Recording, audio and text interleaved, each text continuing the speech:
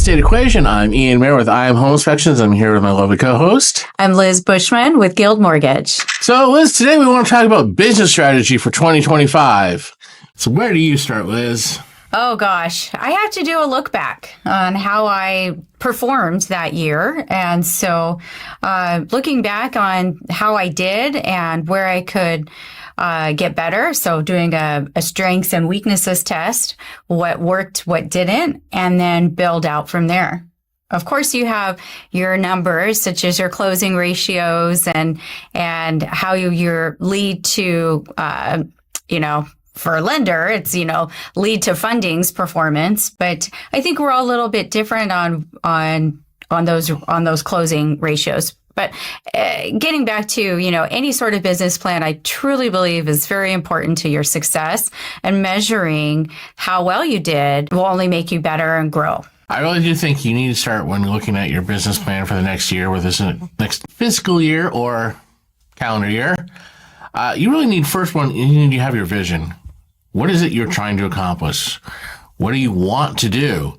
What do you want your business to do for you? The purpose of having a great business is to find a great life, right? We're not just here to work and keel over. We're here to work to live. So what kind of vision do you have? Where do you imagine yourself going professionally in your life? And then from there, you can figure out your goals. What numbers do you need to achieve that vision?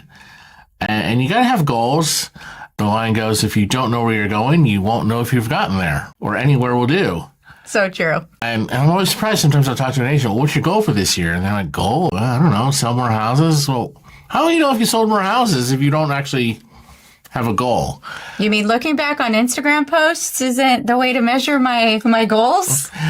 That's a strategy. So you gotta have your vision and you gotta have your goals. I definitely agree. You gotta look back and see, what went right, what went wrong. We did a major revision recently, and we've always been sort of looking at number of inspections raw. And, that's always a good measurement, and that's how most inspectors, if you put two inspectors in a bar, that's what they're going to talk about. Well, I did this many, I did that many. And we kind of realized, that's an okay measurement, but a much better measurement is, dollars per inspection, and dollars per agent, dollars per referral source. That's sort of a different way of thinking things. For realtors, when you're looking back, it is, dollars per client, dollars per lead source, what really worked, what didn't work, and those sorts of things. So you do have to look back to look forward. Definitely. And you got to look forward to understand how you're going to perform. You do have to also take in market conditions. Let's go there. The market hasn't been as easy peasy as those would say the last year and a half. So as we go into 2025, what are your performance goals? How many listings? How many buyers do you want to sell on? And what activities are you doing to get there? And having that business plan and that mindset of growth and tracking and measuring is going to be the pun key to your success. No, I do agree. Market is definitely going to affect things. But the thing is, you have to actually understand the market and where the numbers are. And I think that's where I see a lot of agents get in trouble is they go, well, I didn't sell a house this month. It's just a bad market. Mm-hmm. Yet, when the numbers come out, it'll say there were 4,000 homes sold last month in LA County. You couldn't do 1 out of 4,000.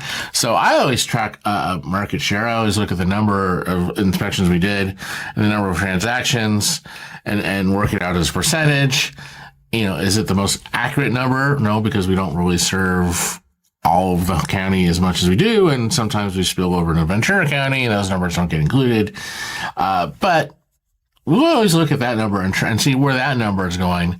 Because if the market goes down, but our transactions went up a little bit, or our market share went up a little bit, we're still winning, it may not feel like it, or vice versa. The market may spike and we don't spike, and then we realize, oh, there's a problem. We're not growing with the market. So you do actually have to understand not just the ups and downs of the market, but the actual numbers of the market. True. And another challenge we always hear, especially, since March of 22, which is technically almost 3 years ago, interest rates. Interest rates are not 3% anymore. There's not enough people to qualify. Inventory's low. There's a lot of those words being passed around, that chatter. But I tell you, there are still lenders out there funding loans. They found buyers. Their agents have found buyers. So where are they finding them? Where are they finding those sellers? Where are they finding them? Well, I've been in real estate for 20 years, but I've been as an inspection company for 10 years. And there's not been a single year that I've been in business that I haven't heard a realtor complain, inventory's low. Inventory's low. Inventory's low. Every year, an agent says inventory's low. And I'm like, eventually when are you going to realize, no, I know it's not low. It's just low for you. Because like I said, competitive may be a better word than low. We have to swap out words sometimes to, because it really isn't low if year over year over year, it's the same number. What's the high? Right. And you track it, and, there are variances from month to month and year to year, but still a bad month in LA County is maybe 3,500 transactions closed. That's a really bad month. A more average bad month is about 4,000 transactions. So if 4,000 transactions are going on in the county, and you as an agent, you just need one or two to really survive and thrive, you're talking a small percentage of the pie. Yeah. We do several hundred inspections, maybe 100 inspections, maybe a little more, maybe a little less in a month. So even when I look at it, I'm like, we're still barely scraping the surface of what we could do within the market, even in a low market. So that's why I said you have to really understand the numbers. Because even if the numbers seem down, even if the market seems down, the news is down, you look at the numbers down is still not so bad. Yeah. Yeah.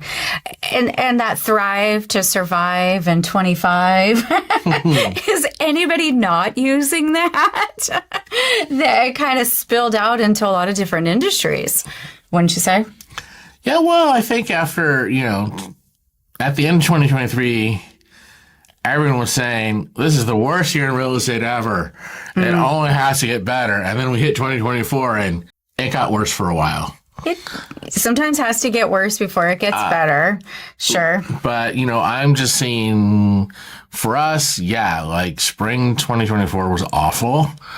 It was nowhere. Usually spring is the hot time of the market. Our spring was awful. Weather's great. Flowers are blooming. Yeah. Summer was down, but now we're in the fourth quarter, wrapping up the fourth quarter of 2024, and the fourth quarter is on fire. And usually the fourth quarter is, kind of winding down the year. And so we're ramping up on our fourth quarter, and we're having a great fourth quarter. So I'm pretty bullish that 2025 is... maybe it's not going to be 2021 where houses were just flying off the market left and right, but I think it's going to be much better than the last 2 years. Cool. There's a lot of market predictions out there, a ton, especially since the election. I feel that could be a whole nother podcast on the market condition. But I will say, as with any market condition that you or challenge that you have, the more effort you put into it, all it takes is the market to soften just a little bit, and you'll start to see those rewards start pouring in faster. There's going to be always those challenges. It's the housing market. We have those ups and downs, those roller coasters. But let's talk about some strategies that can help us obtain more clients and what ways are successful. Yeah. There's pivot a little bit. There's always a lot of strategies. I think a mistake I see a lot of real estate agents, new inspectors, and any new business owner really says, what's the one strategy? If I can just find the one strategy, I don't have to do all the other ones. And the fact is, there really is no one strategy that works for everybody that's going to work 100% of the time. I really always think of marketing is you need 2 or 3 fronts. There's about 10 different strategies we could go through, but you need to pick 2 or 3, and then you need to really dedicate yourself to those 2 or 3. One, I think the worst things that we can do and one of the worst mistakes I've made over the years is toe dip into a new marketing trend. Like, oh, I want to try a Google ad, but I only want to put a little bit of money in. Well, you know what? That doesn't do anything because there are other people out there who are going to put a lot of money into that. Yeah, I've done Facebook ads. I have to say the trickle, spend X amount of money and get your name out there. It's exposure. Or let's talk about just social media posting. Yeah, that's a great one. Social media is our number one driver. Particularly Instagram. Cool. But then you see other people say, well, it doesn't really work. Well, it does work. Like, what do you do? Well, I just toe dipped. I just posted a few things here and there. And like, okay, toe dipping is not going to work on any strategy. I don't care if it's open houses, cold calling, door knocking, mailers, social media. Toe dipping never works. You got to go all in. So pick 2 or 3 strategies that you're going to go all in on and go all in on them because they all work. As I was telling you earlier, I'm on a lot of real estate Facebook groups and I go to a lot of real estate offices and I talk to a lot of agents. And I'm always amazed that, Agent A will be like, I get all my business from open houses. Open houses is the greatest thing in the world. Cold calling sucks. And Agent B is like, every time I open an open house, it's just a waste of time. I don't get any business, but I make a couple cold calls and it's great. And it's like, well, which one's right? Well, they're both right. But what works for you? I think the thing a lot of sales organizations that I've belonged to in the past really make a mistake is they think there's one flavor that fits all. And you always see new people come in. Well, what's the one thing that's going to work? I mean, what really works comes down to your personality. I love the author Mark Manson, the guy who wrote the book, The Subtle Art of Not Giving a Duck. And he talks about what pain are you willing to endure? What can you do and what do you find easy that maybe other people don't find easy? So you may like talking on the phone and think cold calling and warm calling is the greatest thing ever. And I may think that sounds like a horrible way to spend my day.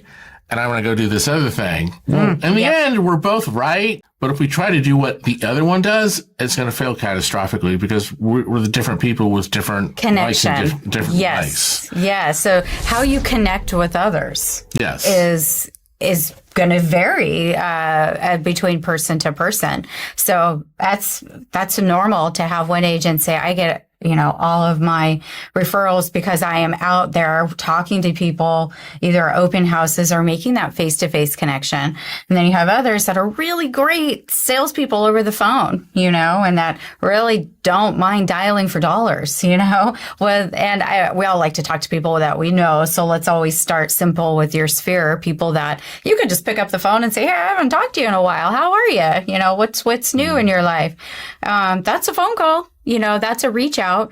So however way your tactic is, whether it's, face to face or over the phone, I just had a thought. What would you say to, people that are coming into the business and they like things via email? Would you think email is a great tactic to, converse? And I know I'm just throwing this on you, but it's more of an introverted way versus, we're in sales. We're supposed to be out there and again, making connections or on the phone, making connections. Email can work. It's just a matter of, can you work it? Can you send enough emails, enough spaced at a time with enough interesting content to make people respond? I mean, the reason emails don't work is because so many people get so many emails, it floods their inbox. It's true. And people learn to ignore a lot of it. But that doesn't mean it doesn't work. It just means you have to realize that you're working with that flood. So can you send emails often enough that people will go, oh, yeah, that person, without feeling like they're being completely hit over the head. So you don't necessarily want to send emails daily. Right. And you also have to send, interesting content. It can't just be, do you know anyone who wants to buy or sell real estate? I think we're going to get you a little. You can't just half-ass do it. You have to really do it. I know an agent who does really, really well with mailers. Oh, Now, a lot of agents don't do with mailers because most agents don't have her budget. Like the just listed, just sold kind of postcards, or is this an actual letter? I get a postcard from her every 2 weeks. Wow. Now, she's sending me. I'm not selling my house, so I don't care. But she sends everybody in my neighborhood a postcard every 2 weeks. Very expensive, very time consuming, but for her it works. And she always has a new listing. If I send a mailer, I don't have that kind of budget to send a mailer every 2 weeks, so it probably would not work for me. I like social media because it's free, but that means you have to keep doing it every day. We can't just post a couple times a week or a couple times a month. Yeah. You know, I see somebody new go, well, I posted on social media yesterday and nothing happened. No, nothing's going to happen if you just post once in a while. If we go to our Instagram page, you see 4 or 5 posts a day, pretty much 6-7 days a week. Even though it doesn't snow in LA, I always say it's like a snowstorm. If it's little snow falls on the ground, it melts right away. Nobody notices. Sure. So if you just post a few times a month, no one's really going to notice. Yeah. When you're posting every day and that snow just keeps falling and falling, and eventually all these little melty snowflakes start piling up on each other. And then you've got this snowstorm, and then you're like, whoa, there's a lot of snow on the ground. And that's how we do it with social media. And, we get agents every week who are like, you know what? I've been seeing your post every day for the last couple months, the last year. All right, I'm going to give in. I'm going to give you guys a try. And, then we convert them that way. That's cool. But like I said, you have to really go all in on whatever strategy you're going to go in on. Yeah. Now there's, something kind of off topic, but your marketing budgets, right? We talked about that in previous podcasts, but marketing budgets should be, how much, per month? What do you think would be a flat, or do you think it would be a percentage of what you've earned? It kind of depends where you are. Obviously, when you first start out, it's pretty much everything you've got. Yeah. Like, I remember let's say being you're a very new inspector and going from an inspection, cashing the check, and then going to the marketing and don't pay the bills, bypass go. You got to put that money right back into marketing. And one of the most successful agents I know locally, I met him before he was anybody, before he had his license, and now he's one of the most successful agents in our local market because he spends a lot on marketing. He reinvests a lot of money in his marketing. So it kind of depends where you are. Once you get going, most of my coaches say, about 10%. Unless you're in a big growth mode, I'm probably go over 10% a little bit, but I still kind of keep that 10% as a rule. I'd agree. I think 10% is a good number. And it's as you start doing business, right? So 10% of what when you're getting, as you say, when you're getting started, you don't have anything. So you got to put it all in. But 10% of your gross, when you look at, here's your check that after your cuts and splits and everything. So you've got 10% of that. Don't forget to take some money out for taxes. But still, those are all part of the game. So many people I talk to that are wanting to get into business, because this is going to be a plug, sorry about that, but at Mount Sac, where I teach real estate finance and aspiring realtors, every so often, I look around the room and I'm like, okay, how many people in the room have it, right? It's kind of like a blood type. Do you have it or you don't? A lot of them are just figuring stuff out, and they start seeing the numbers pile up of like how much money it takes to really get started and how much it's going to take to be successful. The other day I did numbers for him. I said, hey, just, off subject here, you start creating the dollars, you start creating those sales, you start creating income. And they're like, oh, mind blown at the money that they could make, because they always hear, oh, I'm going to get rich. Well, what does that rich mean to you? But seeing the numbers and going, oh, okay, that's how it's done. And so sometimes it's breaking it all down just based off those earnings, and then creating that budget, setting aside funds annually, feed the monster, the marketing monster. You definitely need to have a little bit of money up front. I think going back to our episode with Armando, you got to spend some money to make money. Yeah. You got to get your business cards. You got to get your signs. You got to get your website up and running. Obviously, your social media you can get going for free. But you got to be willing to put in the time and the effort. I'm always amazed when I see in a Facebook group someone saying, I started my business in whatever aspect we're talking about, and they're like, but I'm not getting any clients and it's not really taking off. And I click on their profile and go to their main profile, and, it's a picture of them drinking a Budweiser, and it says nothing about what they're doing. And it's just kind of like, no one's going to do business with you if it's a picture of you drinking a beer and not a shot of you doing what you do. And it's got to have your reference points, like list your company name, list your business name. Where do you work? What do you do? You know, if you're a real estate agent, if I go to your Facebook profile, I better be very obvious that you're a real estate agent. Yep. All of it comes together like a beautiful entree, a beautiful plated dinner entree. But it all comes together, meaning if you're trying to get business off social media, wouldn't you say you can't be private, you know? Right. You got to have your online exposure. So let's talk a little bit more about identifying those clients and a little bit deeper on where to get them. This is a great topic, and this is a topic I've kind of really pivoted my business on recently, is really drilling down on your clients. And you ask the average real estate agent, who's your ideal client? And they're like, anyone who wants to buy and sell real estate. That is so generic, and that can mean so many different things. It means different things to different people. And I know, like, you don't want to leave anybody out, but that doesn't get you anywhere, because if you're trying to market to everybody, you're really nothing to everyone, because there's nothing there. We've done a big pivot on this, and, you know, instead of going, well, you know what, we're trying to appeal to every real estate agent. No, we're not. We're trying to appeal to very specific real estate agents. And the more we do that, the more we drill down on a very specific, well, the better we are on everybody else. And it's not that we're going to turn down work or not going to turn down other agents, but we're going to focus our marketing over here. So if you're focusing your marketing on a very specific client, let's say you want to focus on someone who's 35, newly married, and wants to have kids. Okay. Right? That's very specific. Now, if you focused all your marketing on someone that has that doesn't mean you're going to turn down the 25-year-old or the 65-year-old. It means you're just going to focus on your marketing on that. And like a tree, if you focus all your efforts on the base of the tree, well, the tree grows roots. And the roots start to go out.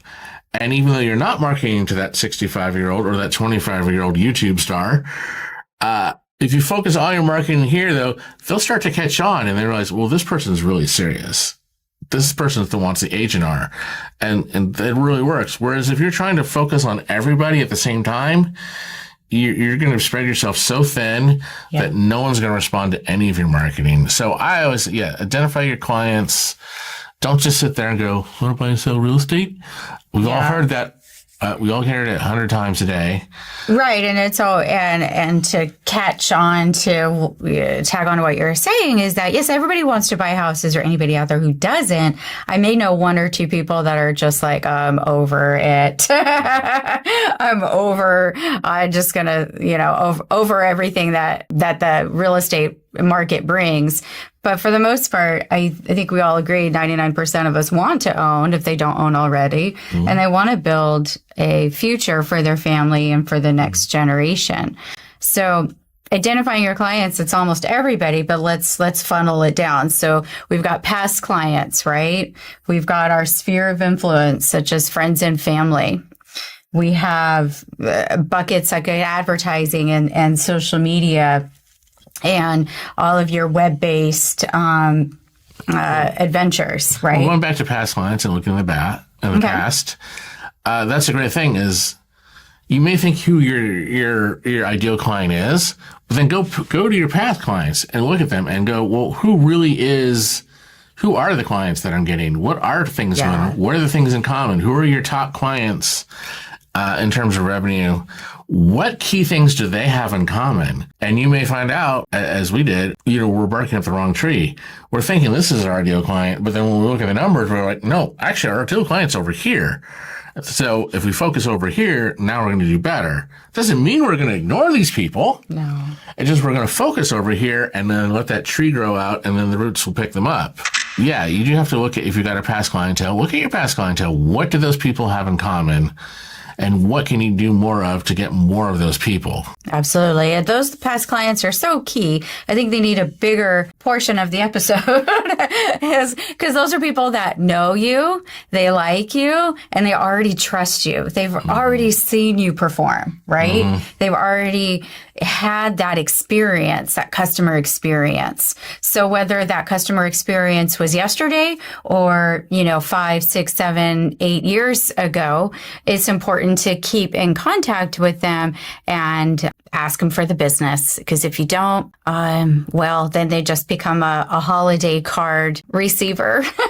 Right? You only reach out once a year. I know I can do a lot better on my past clients. And sometimes that sales reluctance piece kicks in my head and going, oh, well, maybe they won't pick up the phone but no, there's no excuses in 25.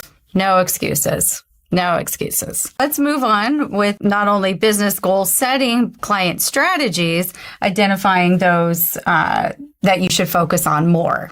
So you were talking about the changes that you did. We started looking at not just number of inspections per agent or number of inspections per lead source, but what are the dollars are they bringing? Someone who brings us a lot of condos, that's nice. But someone who brings us a mansion, they may only be one mansion versus their 3 condos, but the mansion chart costs more money and fills up more time slots because we can send more guys out to there. So, looking at things in those terms and not just always looking at units, looking at dollars and then looking at where do those dollars come from? Is there a particular something that we do that brings in more of these dollars than other things? And can we focus there? So that's, part of identifying your clients and identifying your strategy and then what things work for those clients. And like I said, it's usually going to be 2 or 3 things. It's not going to be just pick one. Yeah. You got to have 2 or 3 fronts that you're working at all time. So for agents, it may be cold calling, maybe warm calling or combination. It may be door knocking. It may be mailers. It may be social media, maybe open houses, networking. I always say, pick 2 or 3 of those and really go all in on it. We've made a big push on networking more again this year. Yeah, you have. You've done really well with it. That's really how I started the business was networking, and then we kind of got away from it because we got too busy. You needed to be in 2 places at once. Right. So, but we kind of really revisited networking because for us it works. Not everybody likes to network, but for us, I think networking is really key. Not just networking with real estate agents, but, other professionals. You never know where you're going to get a business lead from. I still get business leads from a group I was in years ago that I haven't been in. One of the things that we haven't talked about, and we kind of touched on it just in this past discussion here, is another way to grow your business is to hire people. And another way to get more business is to build a team. And so you think about it, that's a whole nother person with a whole nother database and a whole nother way of connecting with people. And hey, recruiting, that's huge in the lending industry and has been for, many years. There was a little shortage of what's going on, but for the most part, recruiting is something that every branch manager has to do. I have to do it. It's on my goal setting for 25. Again, no excuses for me.